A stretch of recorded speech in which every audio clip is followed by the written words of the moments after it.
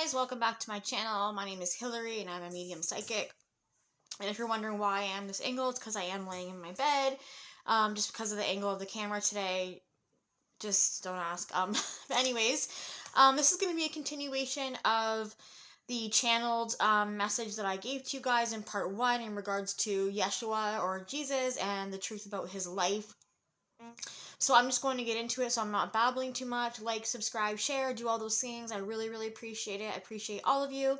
So I usually write a script down when I get, just so I can relay these messages to you guys a lot more clear and with more clarity, so I'm not just babbling on and on about the experiences and the things that I have learned from Jesus. If you haven't seen part 1, I would suggest you go see part 1 so that you're not confused in regards to what I tell you guys in this reading, okay?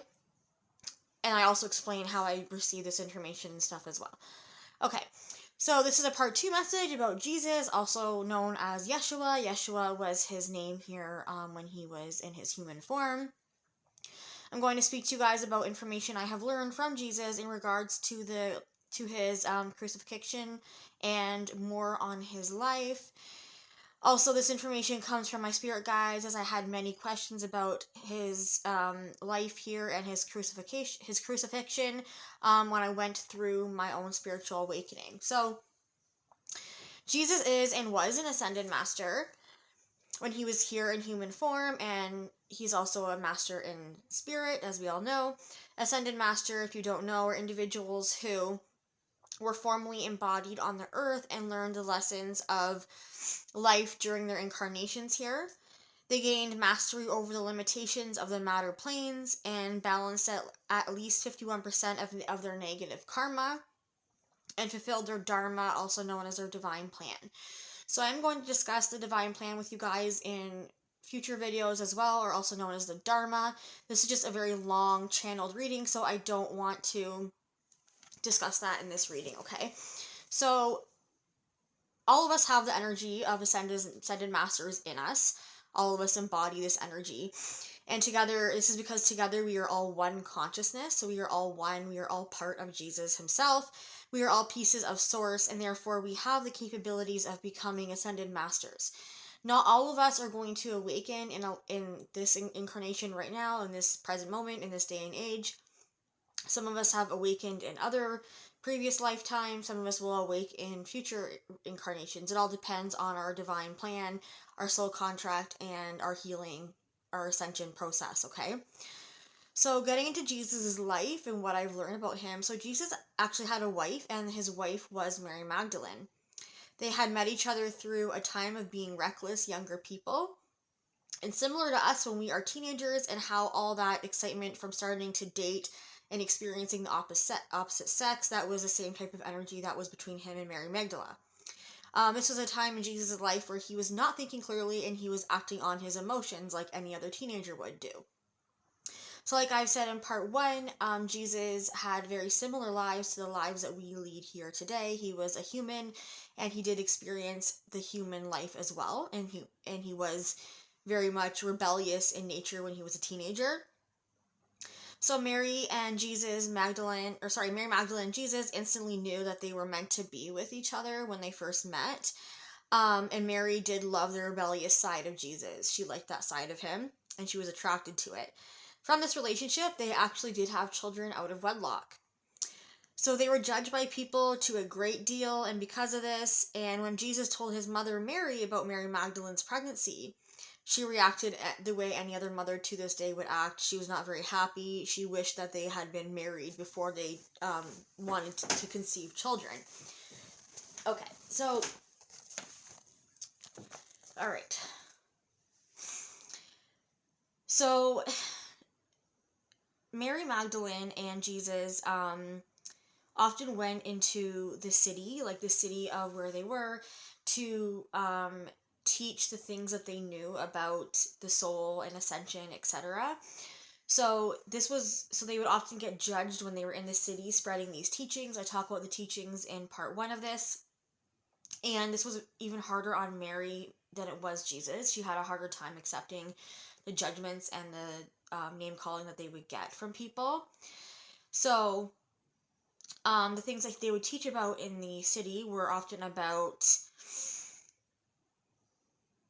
religion, science, and politics, and how this all mixed together with the spirituality and the energy of spirituality. How they discussed about how this was all sort of one energy. And Mary Magdalene was worried about what would happen to them because of the type of consequences they had back then, 2,000 years ago. She was worried about what would happen when they did this, what would happen to them. She thought they were going to be crucified.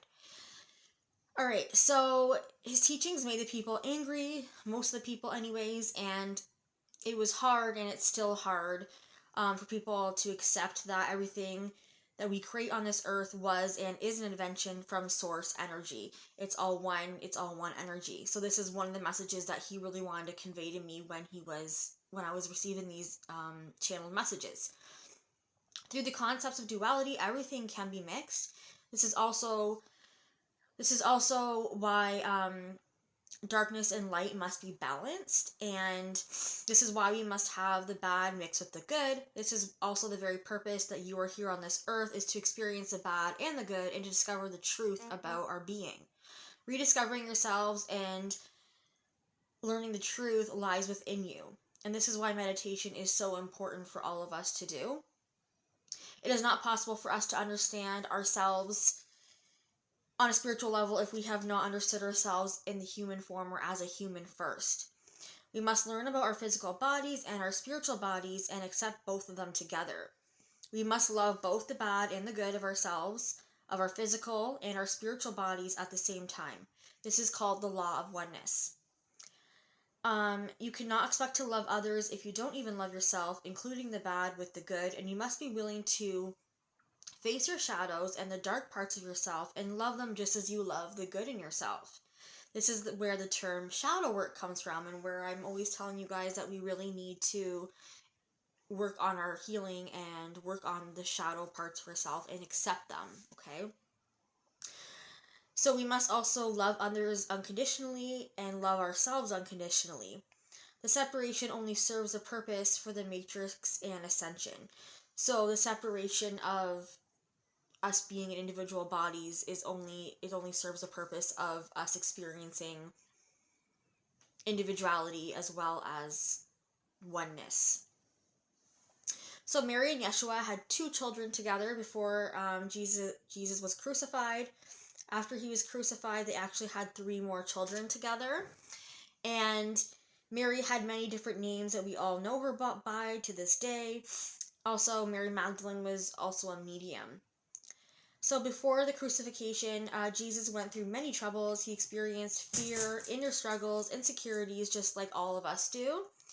And he had to experience all the human things that we have to experience and struggle. He struggled just the way that we do, because he had to first experience his human self before he could experience his spiritual self. He would share these troubles with Mary Magdalene, and they would often talk about the problems they both had and their struggles together. Mary identified with Jesus' human identity. Through Jesus' experiences, his soul evolved up to the point almost where he could no longer recognize his human form. He began to question humanity and not understand it anymore, and even though he experienced it all, he started to question things like the ego. This is similar to a spiritual awakening that a lot of us will go through in our life or one of our lifetimes. And this was a time of unusual thoughts he experienced and emotions that he did not understand. He no longer understood the ego and began to see through the matrix. Mary Magdalene also experienced these symptoms, and she was afraid of what would happen to Yeshua when he began to integrate the human self and the spiritual self together. She was not as advanced as he was in terms of ascension, however, but Jesus knew that his purpose, and he knew what he had to do, and he was not loved or praised by many in that time, and he did not want to be praised by these things. He just knew what his purpose was. Jesus did not die for our sins. In fact, he did not die at all. Yes, the crucifixion did exist, but Yeshua practiced many meditations with his beloved Mary Magdalene.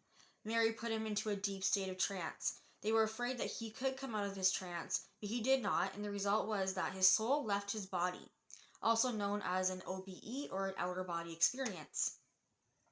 Before you were born, your soul actually does go in and out of your physical body when it is in the womb, and does this all the way until you're around age 2. And that is often why we also don't remember a lot about our younger years either. His purpose was to teach the people about the physical body, or about all of these things through his experience, but the physical body he had actually did not exist. He wanted to teach that the physical body did not exist and that life is actually eternal, so it does go on after we pass away.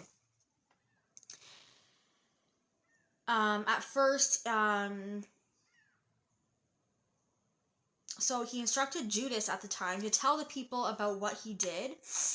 At first, Judas denied this, but eventually he did do as he was instructed because of his unconditional love for Jesus. When they came to collect Jesus to be crucified, he was already in a trance and he did not feel any of the pain.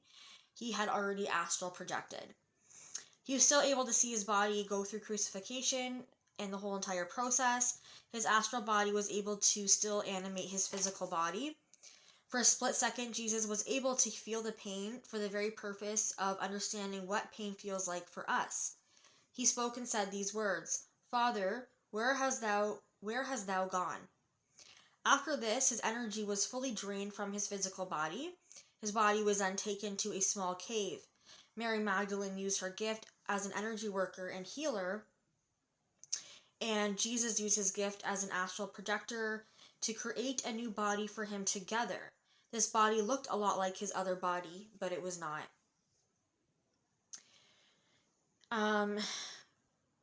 This actually happens to us as well, but the process happens very fast. In a matter of a split second, we don't even notice it. We do shed bodies 7 times throughout our lives, and this is actually what happens when we go through a spiritual awakening as well. Mary and Jesus and their 2 children and his mother Mary then traveled to France after his new body was made, and they were supposed to bring Judas with them. However, Judas had already unfortunately been murdered. Peter wrote the story of this, but through fear of also being judged and murdered, he changed a lot of it. The reason why Jesus left with Mary to France was also for the evolution of his apostles and the people that he was teaching, which I also talk about in part 1. Jesus did not go through all of this for his own evolution. He went through this to teach us that we can also do the same. He continued to teach spirituality and travel for the evolution and expansion of all humanity. So the message for all of us from this channel message that I had received was that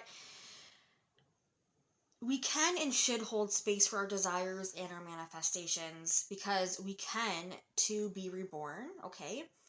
We need to stop watching TV, listening to the radio, listening to garbage, because this only brainwashes us and keeps us from evolving. It is okay to sometimes indulge in these things, but every day we must find time for meditation. It is through pain and suffering that we learn and expand our souls and evolve. It is only through the ascension process that we can eventually bring our dreams to reality on this earth. And it may take more reincarnations. Doesn't just take one lifetime, okay? So whatever you consume should always be for the highest benefit of you. We have been programmed to believe that pain and suffering is a form of sacrifice, and we have been programmed to believe that we must always be giving and never taking. This is false. If you are constantly giving and only giving, or if you're constantly taking and only taking, this is creating an imbalance of your soul structure.